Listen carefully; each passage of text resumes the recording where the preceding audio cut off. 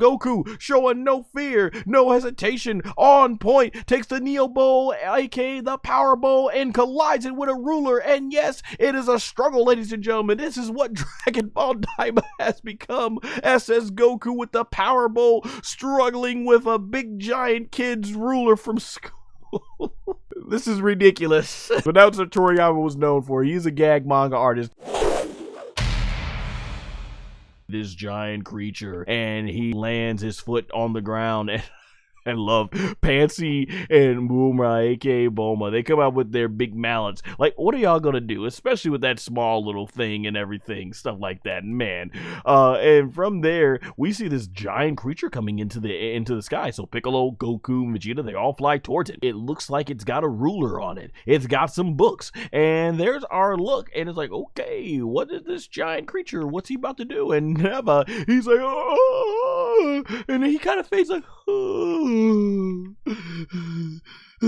Like he got gassed or something just from this, and he goes like, that's, and you could see from Goku, Vegeta, and Piccolo's response, but they're like, oh, what have we gotten ourselves into? And this giant thing's foot, bam, nearly crushes them, sends them three boys flying, like, whoa, and they're barely hanging on with a thread. And this is where Neva says that's the Megat kid, and he says it's a Megat child, and Nahare, the supreme guy, he's like, that's a child? And we get a look and like, holy crap, if that's a kid, how big must the adults be? And when you look at it from a far away distance, yeah, it kind of does look like a kid. And from here, man, Neva explains that the thing is on its way from home. And they're like, okay, these things go to schools?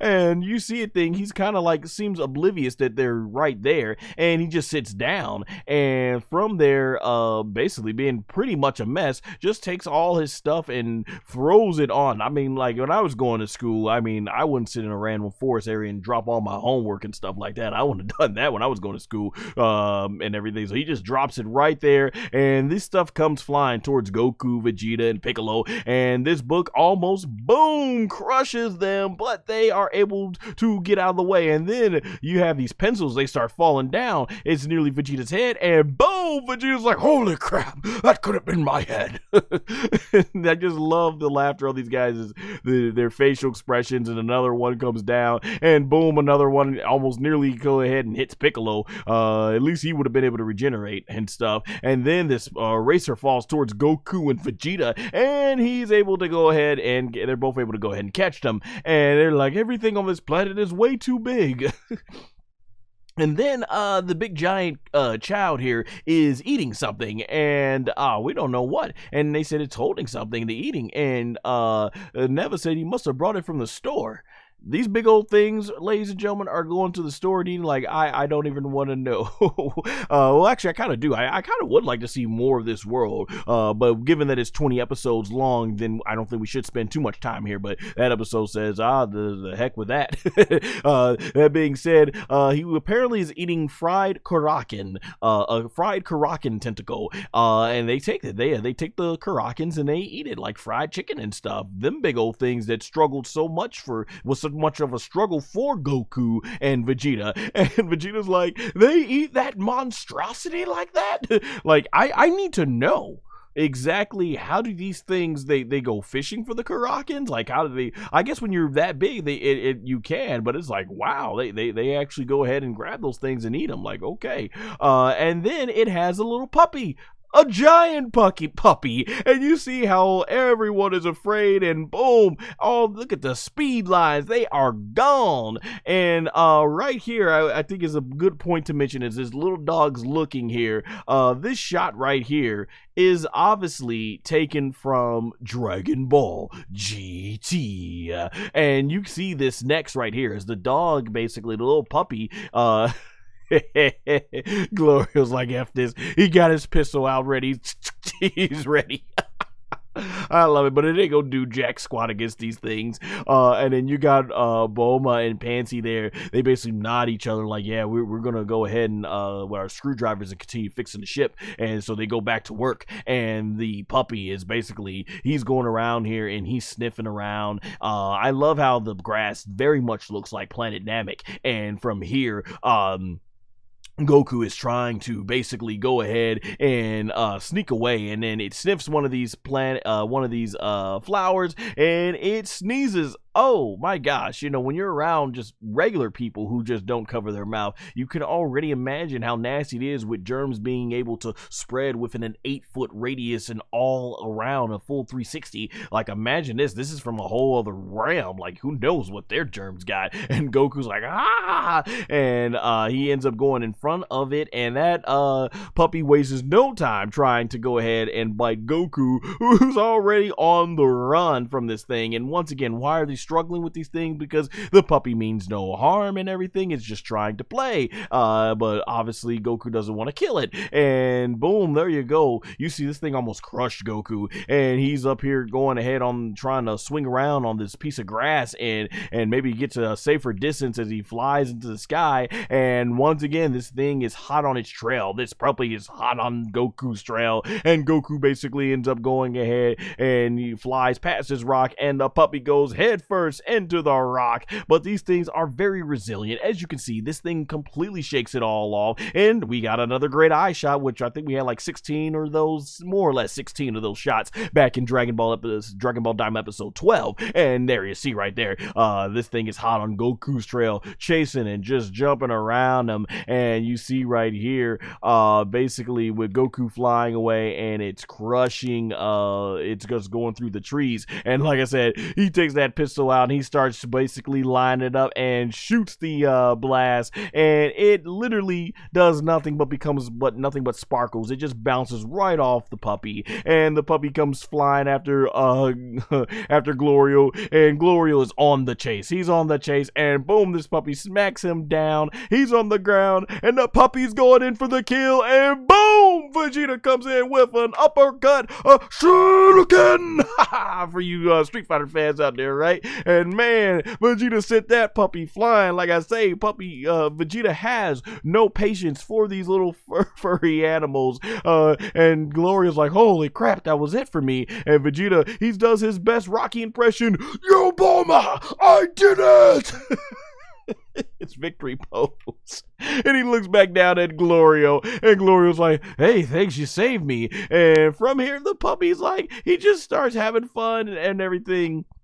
And Gloria's like, we gotta keep this thing away from the ship. And Piccolo's like, Vegeta's like, and Goku's like, yeah, let's do it. And then Vegeta flies right past Goku, and Vegeta's like, I'll take this thing. And so Goku, Vegeta, and Piccolo, the animation right here is really cool. They're flying all over the area. Gotta give shout out, by the way, to the animation staff, because they were on point. The chief animator director was Nako Yamoka, and the animation directors was Shantaro Mura and Koji Watanabe. And I saw on Twitter too, under the handle Mix the Scaled, Scale It, I think is how you say it, Mixtheskele, was also a key animator, and I thought, man, all of them and the entire staff did a phenomenal job animating all this. Sorry if I butchered their names, but gotta give respect to the people that make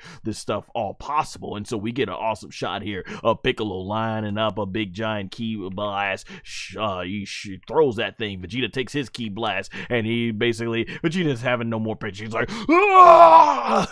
Shoots this thing. Both ki blasts end up hitting the puppy, and boom, he just basically, the puppy thinks it tickles and starts laughing, and he's having fun thinking they're just playing with him. And Vegeta's like, you got to be kidding me.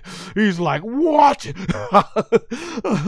And so basically they're flying all over trying to keep the puppy distracted, and they're flying everywhere, and you can see the puppy's just having the time of its life and just doesn't know what to make. They are trying their best because they're trying not to kill the thing. And Son Goku, he ends up flying away into the fur, and I have no idea why on the outside the fur looks like this, but on the inside the fur looks like this, and it's glowing, and it's like, okay, whatever. And we see some more red eyes, like, okay, what's in there? And immediately when I saw this shot, I'm like, oh my gosh, they gotta deal with giant fleas. They're gonna deal with giant fleas now. And Goku's like, oh my gosh. And so The giant fleas, they come on after Son Goku. He flies so quickly out of that fur, but the giant fleas are already on him. They can jump like holy crap. This episode should really put into perspective that if animals were giants, how screwed us humans would be. Could you imagine? We love our dogs and our cats, but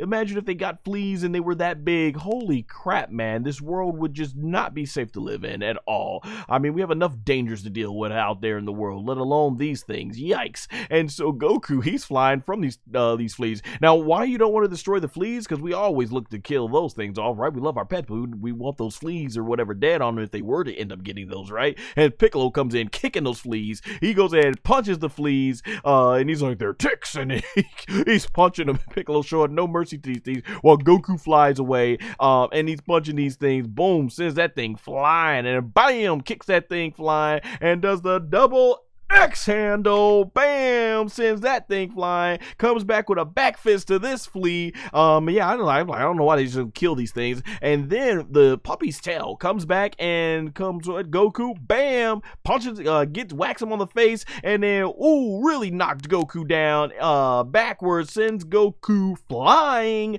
and Goku sent flying all the way in the distance, and then we see this green light, and what could it be? And it's coming from the ship, and from there, this completely attracts the puppy. The puppy starts going ahead and running towards the ship, and this is exactly what they don't need. And so Glorio and Vegeta are trying their best to use the ki blast to go ahead and take out this puppy, and the puppy basically just flies right past it, dodging all of it. Piccolo's gonna try and stop it nose first, but it it sweeps aside Piccolo, and now it jumps right towards the ship, and Bulma and Panzy see it, and they're like, oh! And Goku, he's like, dang it, I'm gonna have to go. I'm not gonna make it in time. So Goku starts flying, and I don't know why at this point I'm like, all right, y'all need to just go Super Saiyajin, aka Super Saiyan, and go ahead and just put an end to this. But Goku, he's flying, and man, this shot lingers for quite a while to explain just how far away Goku is at trying to get this thing, or how far it got kicked away. And I'm like, just go SS1. Go SS1, you know, you're gonna need the power. You know, it's always, I don't never mind them being in base form, but when they start struggling in base form, you know, like in Dragon Ball GT, when Gohan almost got killed by fighting General Ryodo, and he never went SS1. It's like, why not? Power up. You can power up. And so Goku, he gets on the ground and he starts forming. He's about to bring out the heavy artillery, the legendary Kamehameha wave, and Goku starts pulling that thing up. Kamehameha. And then you see the puppy start flying, and then Goku goes, ha! And the Kamehameha shoots out and boom, hits the puppy right in the jaw. And that one definitely looked like it hurt the puppy, because that puppy was like, and sends the thing flying far distance away. And they're like, Goku! And Goku basically in position. He's like, that was close, but we see the big storm, the dust cloud, and oh yeah, I don't think that giant child was not a fan of how Goku just did his puppy. I mean, honestly, any pet owner would do the same. And so it's done eating what's left of the fried Karakin, and very much just like us in the real world, don't eat chicken or turkey, and we get rid of the bones first, right? We get rid of the bones but eat the meat. It spits out like, you know, the little, the nail of the Karakin right at Goku, sending Goku flying away. And right here, you have the child, basically. And there you go. Bulma and Panzy are already, they said, this is it. Basically, we're finished with the repairs. Let's get in the ship and get the heck out of here. And Hibiscus thought he was about to turn into a fossil. And there you go. You know, it looks like Neva can't move that quick, but man, is he taking, he's coming with that cane. He's moving quickly. Like, let's get the F out of here. And so, you know, mostly everybody gets on the ship, and Vegeta's like, we'll keep them at a distance. So Piccolo and Vegeta start flying. You know, I always wanted to see Piccolo, Vegeta, and Goku team up in a six-way tag match or something. I never imagined it would be some giant child and a child's giant puppy that would have them team up and everything, but I guess it is what it is. And you can see how quick the shadow takes over them. So he basically ends ends up coming behind his puppy, and he grabs this branch and he starts poking at the ship, and they can feel it. And this is a great time to mention it clearly. This episode is certainly based off of what I would say is the Dragon Ball GT episode. I know I have it here in my notes. Yes, this is based on episode 13 of Daima. Is based off of Dragon Ball GT episode 6, where they were where that planet was it was there inhabited by giants on the planet I think it was Manasu, aka Mamath. And there's a scene directly referenced from one of the giants poking at the spaceship that Toriyama drew as artwork for Dragon Ball GT. And yeah, some people might not know this yet. Toriyama actually did have some involvement with Dragon Ball, Dragon Ball GT, as he did a lot of the character designs and some artwork for the series. And that's clearly what this episode was reminded. It did remind me of the giant episodes. I have to look that up though and put it in my notes, because obviously for obvious reasons, while I don't hate Dragon Ball GT, it's not my favorite either, obviously. So as a result, I don't spend that much time watching it when I do want to watch some Dragon Ball. And getting back to the episode here, Bulma's like, we're gonna get killed here, and basically Nahare's like, just take off already, just take off. And Glorio, he puts his foot, the pedal to the metal, and they start flying out of there. But the giant child is like, he starts basically taking the wing, going like, and he ends up sucking them closer to him, and then he blows them away. And you can see this spin sends the ship going completely out of control. So this ship takes a long time to obviously get off the ground, and then he takes his hand, and Glorio's like, I can't dodge it. So Goku, he comes flying in base form, and he's basically holding it back from hitting the ship. And right here, Goku, like he's in full mode. This shot has got to be taken directly influenced from when he threw the Super Genki Dama, aka Super Spirit Bomb, at Kid Buu. You know, that very shot when he's struggling, he's like, you know, that shot. That's exactly what it reminded me of. And there, you know, you see Sun-kun, they are very happy and everything, and it's like, get out of there. And so this giant boy, he basically doesn't understand, what the heck is this thing on my hand? It's like a fly or something. So he ends up pushing Goku much closer to his stomach area. Boom. And I guess basically tries to flatten Goku right there. This only causes Goku to fly into his fabric of his shirt that he's got on, and Goku's basically just falling down here, bouncing all over the place. And he ends up nearly getting, as he goes further down, the giant boy tries to basically go ahead and completely whack the spaceship thing away, and the spaceship, they end up going away, but it's moving slow, and they're just trying to go ahead and dodge all this stuff away. And from here, it nearly goes ahead and it hits the ship again, but they're able to evade it. And then Vegeta, finally, I've been waiting all episode. I was like, why don't you go SS1? I understand, but at base form ain't working it. Go SS1. You have these abilities, and especially when we know Vegeta can go SS3, and Goku at least has shown he can master SS2. So Vegeta starts just going in with his ki blast, going all out and just trying to shoot this thing from the side, but it's no avail, and it tries whacking Vegeta, and as you can see, no effect at all. And Piccolo, he starts using his ki blast and shoots everything he's got at this thing. Well, I'm pretty sure he's not shooting everything that he got. It hits him in the hand, and it does manage to have them drop the tree that he took out and was trying to whack him with. And then the giant kid's like, okay, I got something else for y'all. He goes ahead and takes out his ruler, and he's about to go ahead and shoot this thing machine. Man, I don't know, like, we've all had encounters with bees and flies and stuff like that. Would you ever go ahead and try to if a fly and a bee's trying to get away with you, why would you try to interrogate it? So I guess you could tell, yeah, this is very much a child they're dealing with here.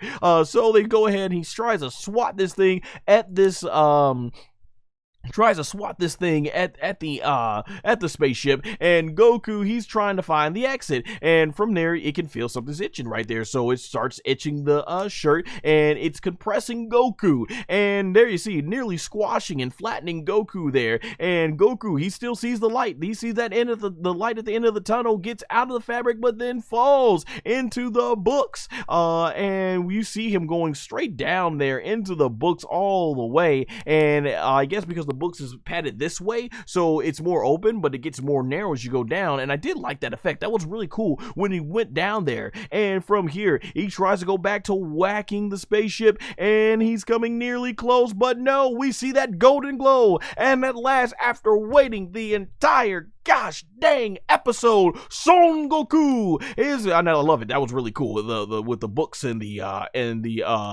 homework and all the utensils coming out of it. But at the last, Son Goku finally goes Super Saiyajin, and he starts spitting that Neobo. And basically Goku not playing anymore, starts flying right towards it, and then this thing is gonna take its ruler, and yes, Goku, showing no fear, no hesitation, on point, takes the Neo Bowl, aka the Power Bowl, and collides it with a ruler. And yes, it is a struggle, ladies and gentlemen. This is what Dragon Ball DAIMA has become. SS Goku with the Power Bowl, struggling with a big giant kid's ruler from school. This is ridiculous. Only in Dragon Ball DAIMA. Oh my gosh. But that's what Toriyama was known for. He's a gag manga artist. Toriyama loves making these ridiculous scenarios and everything like that. And Goku's like, so strong!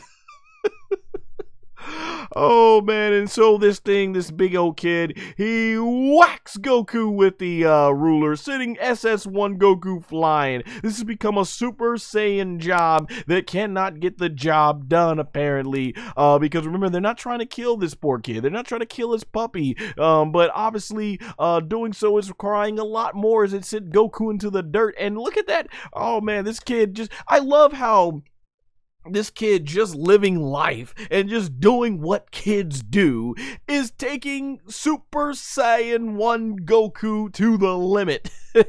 And so he tries to crush Goku with his foot, and he's nearly got SS1 Goku nearly crushed. And so now the ship can move quickly. It was taking forever to get out the way, but at this point they're deep in the sky. Glorio's like, all right, let's push it, and he takes that ship deep from the sky, and he's able to quickly now fly under the foot, and they are able to grab Goku up right as the thing is about to crush. And there you see, that thing could have been it for Goku, but they put the jet fuel on there, boom, and they fly right on out, and Goku's got it. And it's like, okay, where was this speed earlier when he was like, I don't know. So Goku's hanging on at SS1, and he's like, oh my gosh, fantastic work. Shout out to the animators, man. Just amazing artwork. Love the line work. Love the shading there. Just fantastic. And Glorio's like, all right, good. And I don't know if he's smiling because he realizes he needs Son Goku. That's his meal ticket, with how strong he is, or if he's genuinely, as I've been mentioning, Glorio, I think, is bonding with these guys. And so it's going to be interesting to see where this comes into play later on when they find out that, yeah, Glorio's a traitor, and all that stuff. And Goku, he's like saying, thanks and all that stuff. And the giant boy then sits down, and Piccolo, you're like, let's get the F out of here. And so Goku at SS1, he flies towards, and you got the big boy and the dog, they're looking at them fly away, and they're finally back in the ship safely, and they're like, oh my gosh, they can't believe they just went through that experience. I mean, had they gone SS2 and SS3 and knocked these things out and called it a day, they wouldn't have had to maybe be on such a relief, but wow. And so basically, Neva here reveals that the adult Megas are even more terrifying. and from there, if they're that strong, and Goku, he makes a good point here. He's like, if they're that strong, why don't they become the Supreme Demon Kings themselves? And this is where, they justify not trying to kill these things because Nahare, he mentions how the Megas are a laid back race and they aren't interested in such things. So these are peaceful people. It's just these these small creatures that ended up on their territory. So that's basically what it is. And Piccolo, he's like, what terrifying laid back beings they are. And Vegeta's like, hey, you said that this was the second most terrifying planet in the demon world. And from there, this is where Vegeta basically says, hey, there's got to be a place worse than that. And Neva says, indeed, there's planet Giga. And he says there's even larger beings called Gigats who live there. And Vegeta's like, bigger than that? And Goku's like, you're kidding, right? And so Piccolo lays back. He's like, what a place. And Vegeta's like, yeah. And Goku, he basically still smiling through all this, bumps through Vegeta. Maybe now Vegeta knows how it feels like when he bumped that guy in episode, what was it? Like, I forget what episode it was when they were in that nightclub and everything. So yeah, Goku, he's basically looking at, and I guess we see the kids there, or maybe the giants there. They look normal from here, but man, and Goku, he's just smiling through all that. Only our boy Son Goku, after a terrifying experience, still got that smile on his face, and Piccolo just is like, that's the demon world for you. And then Neva, I'm not sure if Neva's like, yes indeed, or if Neva does something, because he points here, and out of nowhere, you see the this planet starts glowing, all these beautiful, wonderful lights, and the lights start coming on up, and I mean, once again, it looks gorgeous. I love the backdrops, the artwork here, and Goku's like, amazing, like, wow, and all these glowing stuff, it's all over the planet. So it's like, oh, okay, what's going on here? And Panzy, Bulma, aka Bulma, she is ecstatic to see this, thinks it's a beautiful sight. Nahare thinks it's beautiful. Glorio, he's like, I don't care, I'm just trying to get the heck out of here to the demon world, first demon realm. And Goku's like, oh man, he's like, it's just amazing. And our final shot of the episode here is our heroes basically flying towards Demon Realm number 1. Of course, they're going to be in a rude awakening when they see that Sir Warp, aka Warp Sama, has been disabled, but they're flying towards all these lights, and that's where the episode ends. And we don't necessarily understand what these lights are for, so hopefully that'll be explained in episode 14.